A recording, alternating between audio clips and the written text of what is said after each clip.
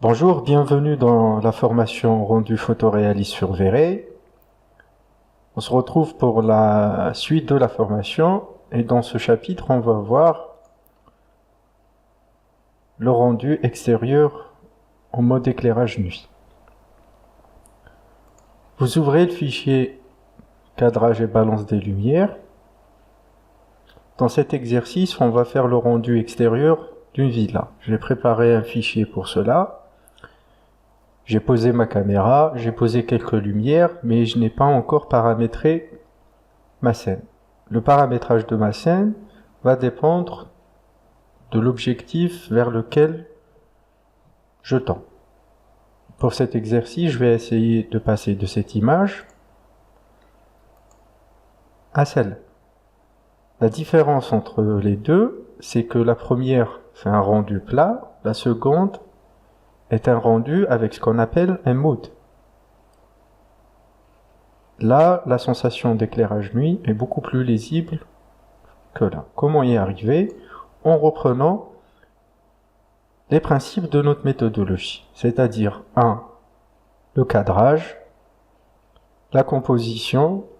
Là, vous pouvez remarquer qu'il y a des lignes de tension. On verra comment obtenir ces lignes de tension grâce à la caméra et grâce au grand angle, le 18 mm.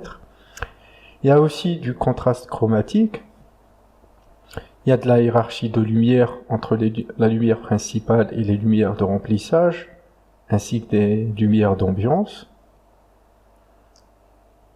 Et on verra comment arriver à ce résultat. D'abord, vous ouvrez le fichier. Vous ouvrez le fichier, non pas un test, mais le fichier début.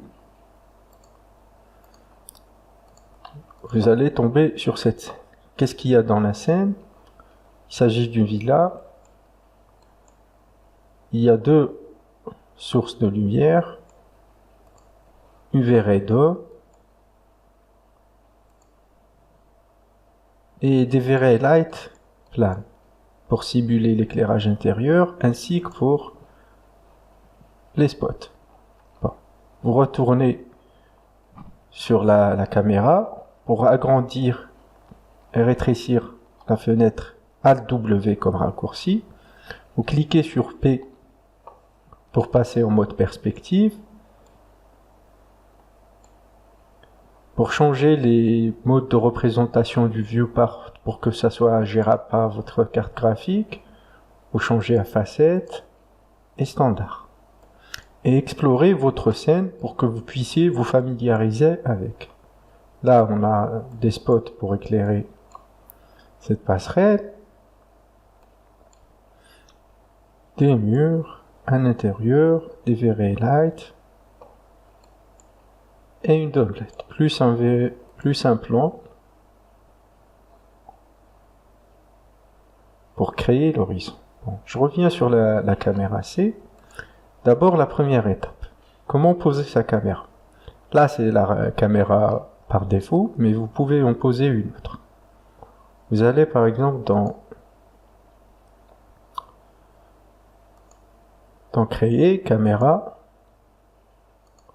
physique, Alt-W pour rétrécir la caméra. Et vous en créez une autre. Vous essayez de simuler cette caméra. Vous la posez à côté. Ensuite, vous posez l'objectif. Vous avez remarqué que la forme de cette caméra est différente. C'est par rapport à la nouvelle mise à jour de V-Ray depuis la version 3.4. Avant, on avait un objet V-Ray Physical Camera, mais maintenant cet objet a été remplacé par une V-Ray, par une caméra physique 3ds Max commune à V-Ray et à 3ds Max. Il n'y a absolument aucune différence entre les deux, c'est juste une question de dispatchement des paramètres. Donc on va essayer de simuler la première vue. On rétrécit. Sur la fenêtre de dessus, on va sélectionner notre nouvelle caméra. C'est la V-Ray, c'est la Physical Cam. La voilà. Je vais essayer de la surélever Là, je suis pas au même point de vue. Pourquoi? Je vais dans mes paramètres caméra et je vais utiliser là un grand angle. Je vais réduire la longueur focale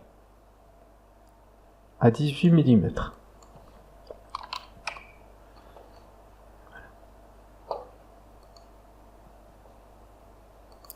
Je vérifie la position de ma caméra en position frontale. Elle est un peu plus haute que la première. Je vais la faire reculer, de sorte à les faire correspondre. En plan aussi, je vais en faire en sorte que les deux caméras correspondent. Voilà. Mais aussi la cible. Je vais faire correspondre ma cible. Voilà. Et en élévation, ici. Voilà. Jusqu'à là, on a presque le même cadrage, mais on remarque qu'il y a de la distorsion. Les verticales, il n'y a pas de verticale. Comment remédier à ça? On a déjà vu ça. Je sélectionne ma caméra. Perspective. Auto vertical tilt correction. C'est l'équivalent dans la vraie caméra de gaze vertical. Et là, on a réussi à reproduire le même point de vue. Bien sûr, plus vous zoomez, plus la précision de votre cadrage sera importante. Je le fais là. Il y a un outil pour faire correspondre les deux caméras automatiquement avec une précision de 100%. Mais là, je le fais manuellement pour que vous preniez l'habitude de le faire manuellement pour trouver le meilleur angle pour votre point de vue. Select target, voilà, c'est un peu plus haut. Voilà. Qu'est-ce que je vais faire ensuite? Je lance un rendu dans ma caméra qui est déjà pré-réglée.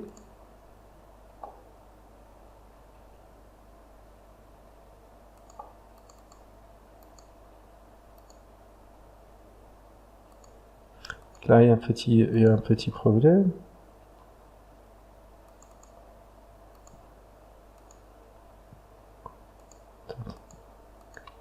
Je reviens.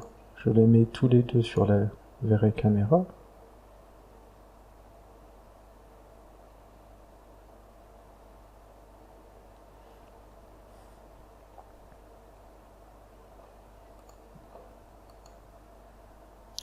Donc je continue. J'ai réussi à avoir le même angle. Je sélectionne la caméra qui est déjà prédéfinie. Et je vais la supprimer parce que c'est une ancienne version de la caméra verrée. Je ne vais travailler qu'avec la physical camera.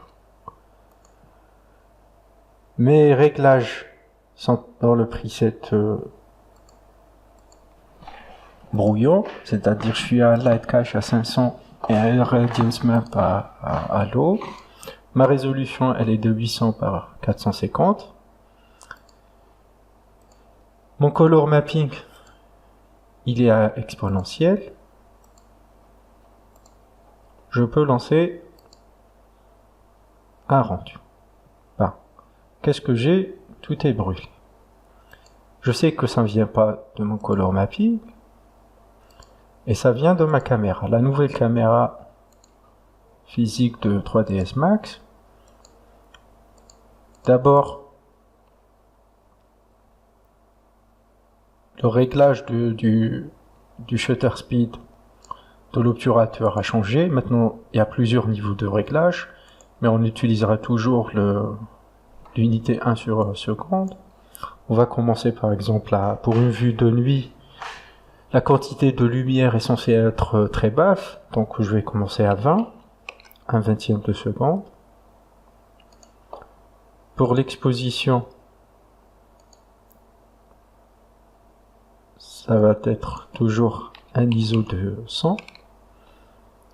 Et pour la balance de lumière, je suis pas en vue en mode jour, donc je vais choisir custom et je vais la mettre en blanc, c'est-à-dire je veux pas que la caméra me crée de contraste. Bon. Je refais un autre rendu.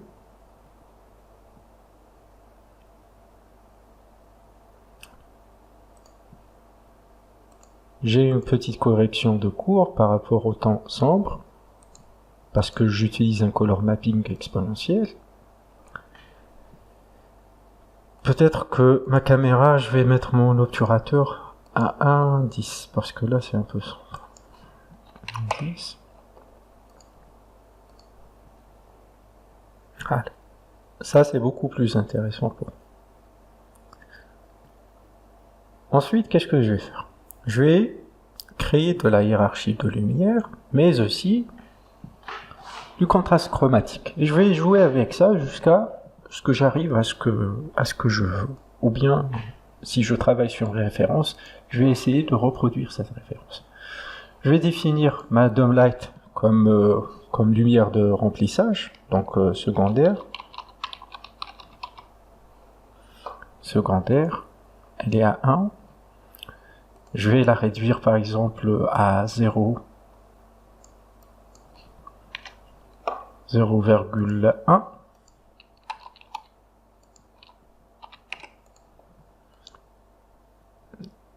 Non, j'ai cliqué par erreur. Vous pouvez reprendre au mode production. Et là, qu'est-ce que vous faites? Vous allez activer votre historique pour pouvoir comparer vos images dans le V-Ray Frame Buffer. OK, je lui choisis un fichier, un répertoire où il peut stocker ces nouvelles images et j'enregistre. Voilà. Ça, c'est la première image sur laquelle je vais travailler. J'ai une lumière de remplissage très douce. Et là, vous commencez à voir et à comprendre ce qu'est une hiérarchie lumineuse. Quand j'ai baissé ma V-Ray Dome Light, ont apparu automatiquement ces lumières. Si je revenais au réglage 1, qu'est-ce qui se passe?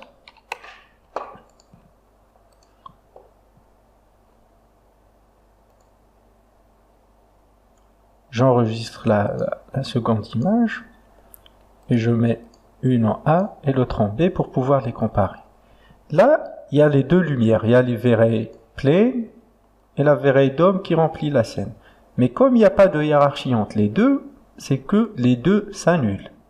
Par contre là, ça crée des formes beaucoup plus intéressantes. C'est pour ça qu'il faut toujours jouer sur la hiérarchie et créer cette hiérarchie, même quand elle n'existe pas, parce que ça fait ressortir votre image de la platitude jusqu'à l'effet 3D.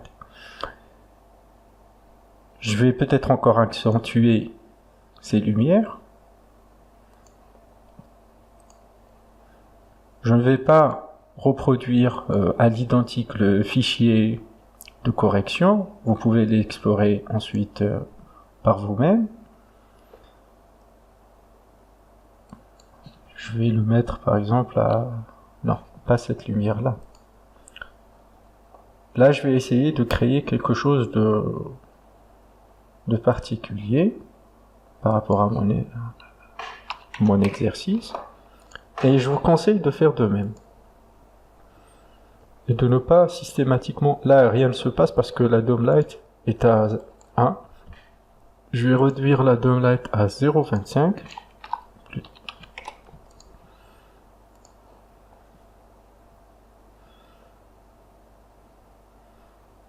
Je vais me concentrer sur cet élément d'appel parce que c'est une ligne de tension, donc je vais augmenter l'exposition. Ici, l'exposition sera plus importante, la moyenne, et là, pas du tout. Et c'est la liberté de l'artiste qui définit qu'est-ce qui sera important de ce qui ne le sera pas. Là, je suis avant. Ils sont groupés parce que c'est des instances. Je vais mettre 100.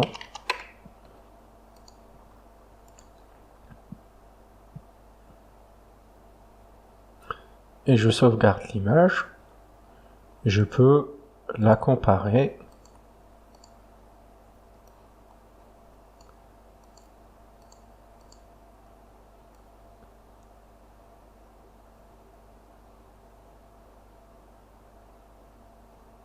La seconde est beaucoup plus intéressante. Voilà. Je continue.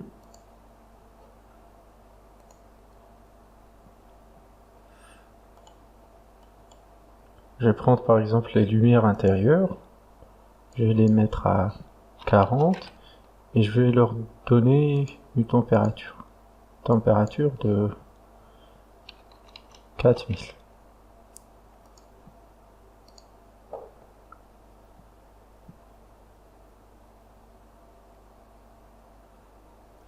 Oui, c'est très intéressant.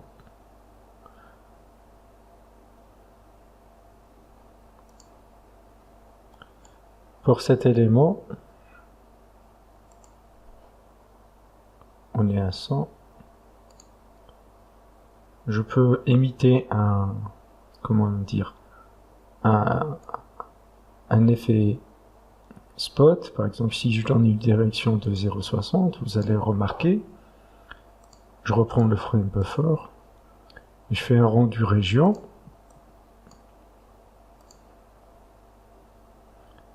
Vous avez vu comment ça a changé par rapport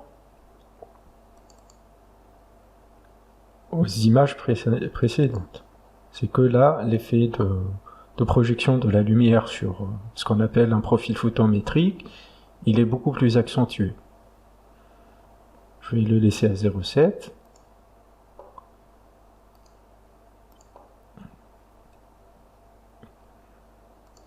Et je vais le contraster un peu. Chromatiquement, en lui donnant une température de 7800. Je reprends le frame buffer. L'historique du frame buffer est très important parce que vous gardez toute votre progression. Et vous pourrez comparer et savoir si vous faites des progrès ou non, visuels. Je sauvegarde. Voilà où je suis arrivé. Ça, c'est la première image. Là, c'est où j'en suis. Bon. Ensuite, il y a, pour arriver à cette sensation de nuit, c'est que le ciel n'est pas gris ou bien blanc ou bien. Le ciel, il est bleuté. Il y a une dominante bleue. Je peux créer cet effet en jouant sur le contraste chromatique de la caméra. Je vais faire un rendu région. Je sélectionne la caméra. Et dans l'exposition, il y a ce paramètre. Il y a des réglages prédéfinis. Par exemple, ça dépend de la situation d'éclairage. Mais je préfère l'utiliser en manuel.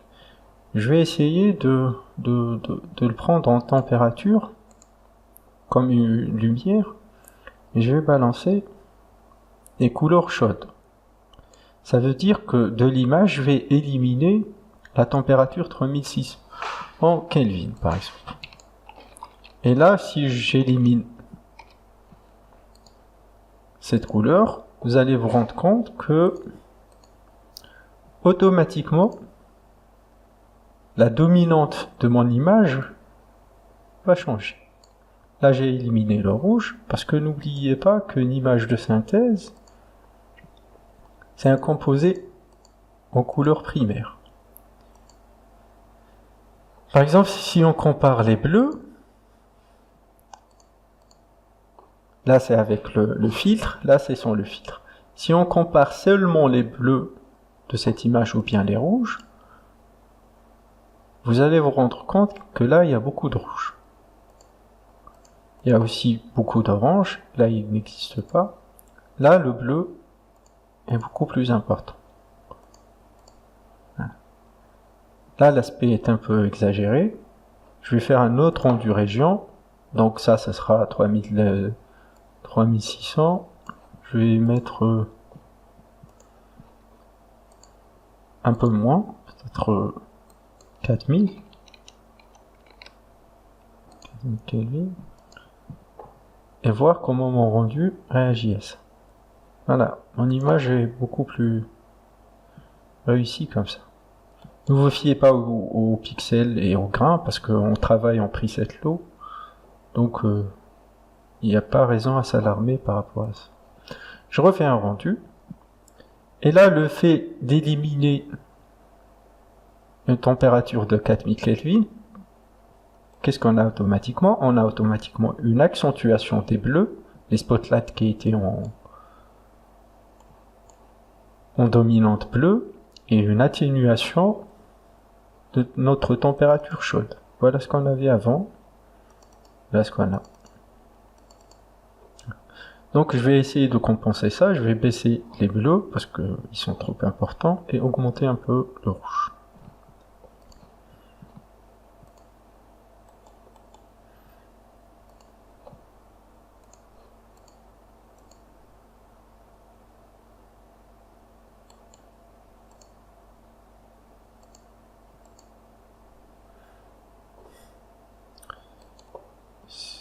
Les lumières, voilà, ils sont à 4000, peut-être je vais les descendre à 3000. Et les bleus, je vais les baisser un peu à 7000. Et je refais un rendu.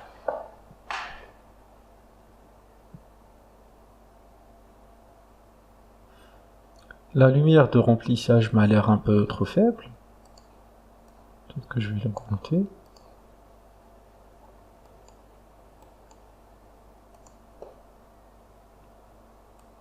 À 0,7.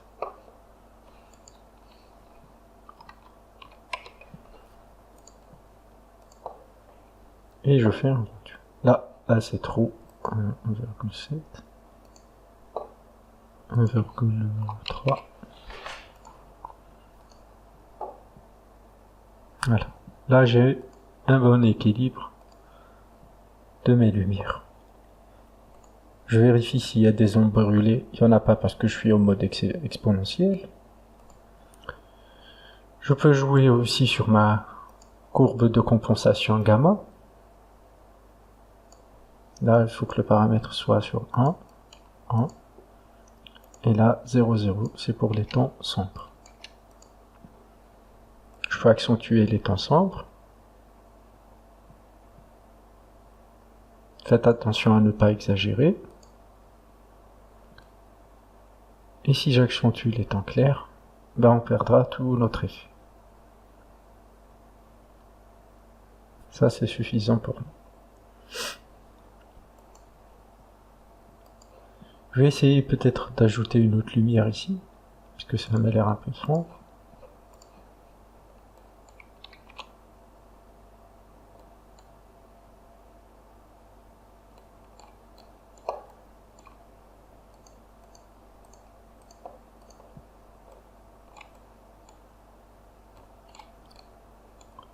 Il y a un luminaire qui est juste ici. Pour accéder à ce luminaire, je sélectionne l'élément vert, Hide Selection.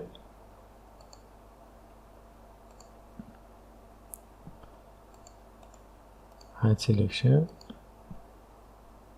J'arrive pas à le sélectionner, donc je vais essayer en vue de plan. Wireframe. Voilà, en vue de plan c'est mieux. And Hide All pour faire réapparaître les éléments. Et peut-être que cette lumière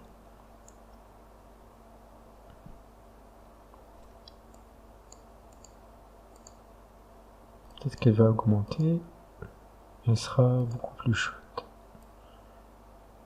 3300 et elle sera à 50. Je relance un rendu pour voir qu'est-ce que ça fait.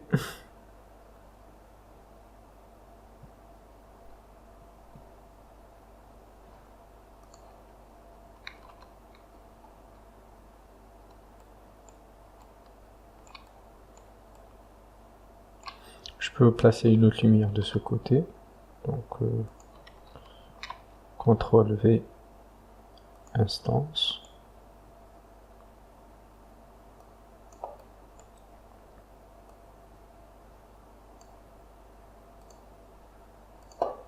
Je fais tourner ma lumière à 180 degrés.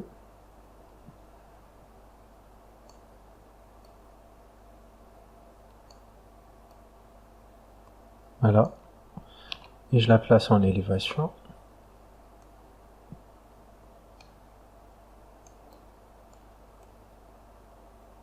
Et je vois qu'est-ce que ça donne. Normalement, elle est censée m'éclairer ce côté-là. Voilà. Là, elle est beaucoup plus proche donc je vais la baisser. Elle est beaucoup plus proche de la toiture. Peut-être qu'elle sera mieux à l'horizontale.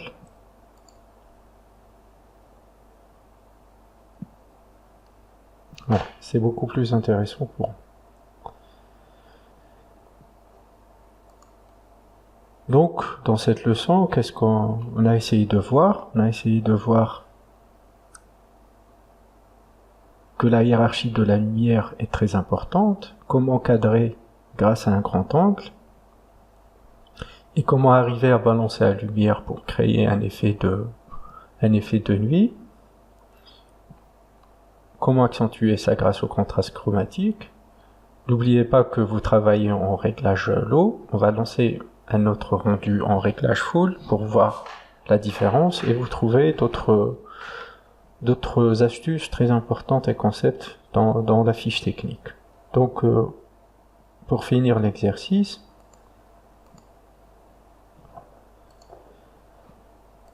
je vais aller dans Réglages, ou bien je vais charger mes presets en mode full, ou bien je vais essayer de les changer manuellement. Une fois que vous aurez l'habitude de travailler avec V-Ray, ça deviendra une évidence. Pour le Light Cache, je vais mettre en 1500. Pour Irradiance Map, je vais me mettre en High. Ensuite, pour le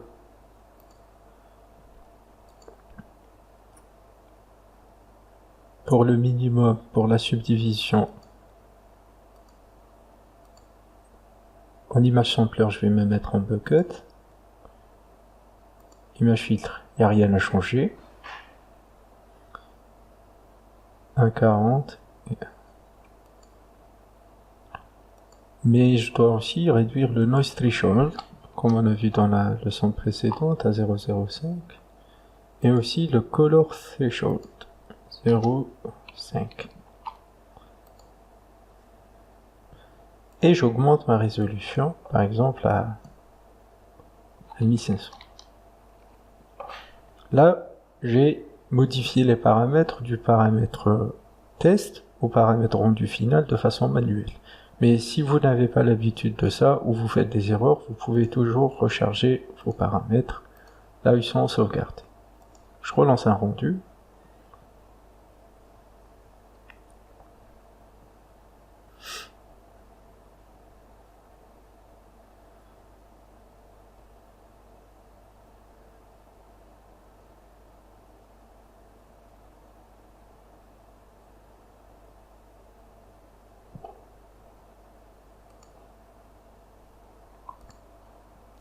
Voilà le résultat final.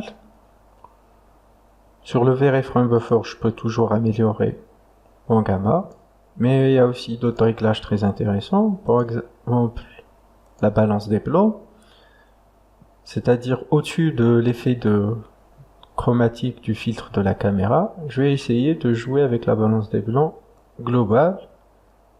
Là, c'est trop froid. Là, c'est plutôt équilibré. Là, ça peut correspondre à un crépuscule.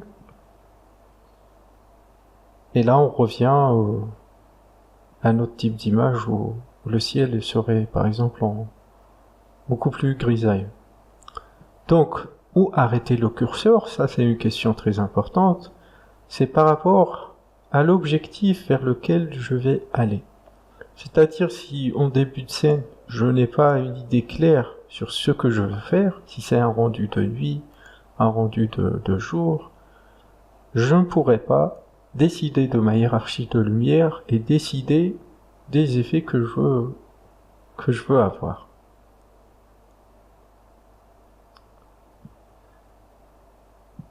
Voilà, la leçon est terminée. Je vous retrouve pour la deuxième partie du rendu extérieur pour la Villa D.